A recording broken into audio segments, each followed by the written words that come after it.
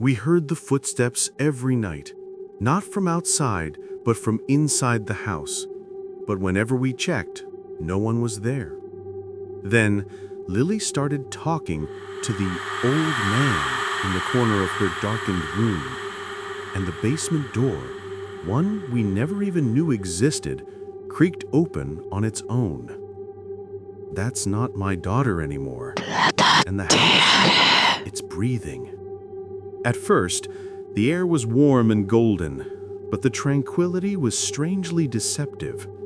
The log cabin stood silent amidst a pine forest, its dark windows like blind eye sockets.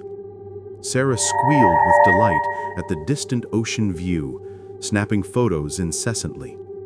Lily, 5 years old, giggled as she ran across the lush green lawn.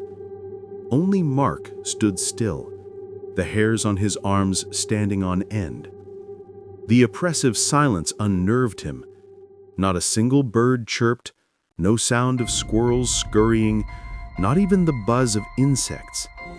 The stillness weighed on his chest as if the entire forest was holding its breath, waiting for something. The first night was shattered by a piercing scream that tore through the darkness. Mark and Sarah rushed into Lily's room. She was huddled under her blanket, her face pale, a trembling finger pointing toward the pitch-black corner of the room. The old man, Lily sobbed, her voice frantic. He's smiling at me. His smile is too wide. They comforted her, dismissing it as a nightmare. But when they returned to their bed, a strange, out-of-place smell hit them. The scent of damp, rotting earth from a graveyard mixed with the sickly sweet scent of decaying flowers. It made their stomachs churn. The next morning, Sarah discovered a trail of slimy, deeply indented, barefoot prints leading from the back door into the kitchen.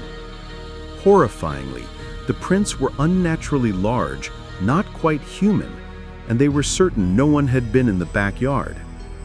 That same day, Mark went to the basement to fix a pipe. In the dim yellow light, he noticed a clumsily bricked-over section of the wall. Pressing his ear against it, he heard a wet, rattling breath from within. A dark, brownish stain that looked like dried blood seeped from between the bricks, and the metallic stench of rotting meat made him gag. Then Lily started changing. She would sit alone in the corner of the house, whispering to the empty air. She called her imaginary friend Old Man Root. He said he's been sleeping under the house for a long time, Lily recounted, her eyes vacant. Now he's awake and he's hungry. He says he likes how sweet you and I smell. The house slowly revealed its true nature. The temperature in a room could plummet by 10 degrees Celsius in seconds, their breath turning to white mist. Objects moved on their own. A glass on the table would slide off. Family photos would fall from the walls and shatter. But the most haunting thing was the footsteps at midnight. It was a heavy, dragging shuffle, like something walking on a floor of dry leaves and splintered bones, circling the house at a slow, steady pace. Every time Mark threw the door open, the silence hit him like a physical blow, and the darkness outside was unnaturally thick, like a black wall. The final warning came from an old man who lived down the road. He gave Sarah a vial of holy water, his eyes wide with fear. Your house is built on primal land. It has never accepted intruders. Leave before it fully awakens. As the old man walked away, they looked at their backyard. The old pine trees seemed to reach their branches aggressively toward the house, like monstrous arms trying to grasp them. Mark was transformed. The gentle man became irritable, his eyes often glazed and empty. He spent hours in the dark basement. One night, Sarah secretly followed him. The sight froze her blood in her veins. Mark was kneeling before the bricked-up wall, using a rusty knife to slice open his palm. His blood dripped onto the dirt floor as he whispered in a guttural, inhuman language, "Lord of this land, your offering, Grant me strength." Sarah understood then. Mark's will had been broken, conquered. On that fateful night, a storm raged outside. Lily vanished without a trace. Sarah screamed her daughter's name in a panic.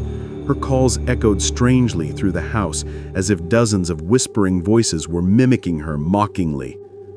Then she heard it. Lily's giggle emanating not from upstairs, but from beneath the kitchen floor.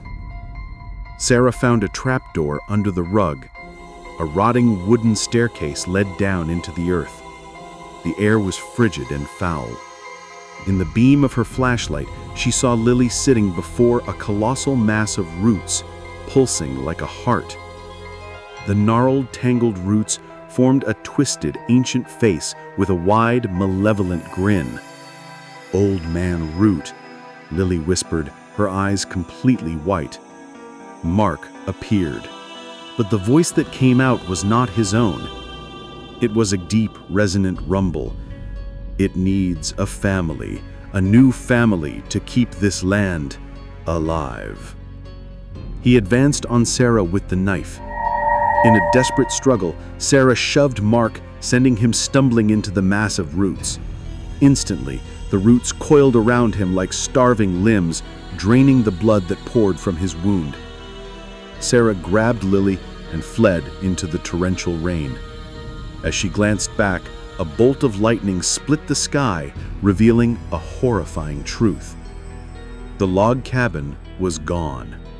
In its place stood a monstrous botanical entity, its branches reaching out like impossibly long arms, grasping for them. Mother and daughter survived, but in their new apartment, Sarah often wakes to the faint scent of rotting earth, and on Lily's wrist, faint, dry smudges shaped like tiny rootlets are beginning to appear. The house at 1122 Ocean Avenue still stands, patiently waiting for the next family to fall for its deadly bargain.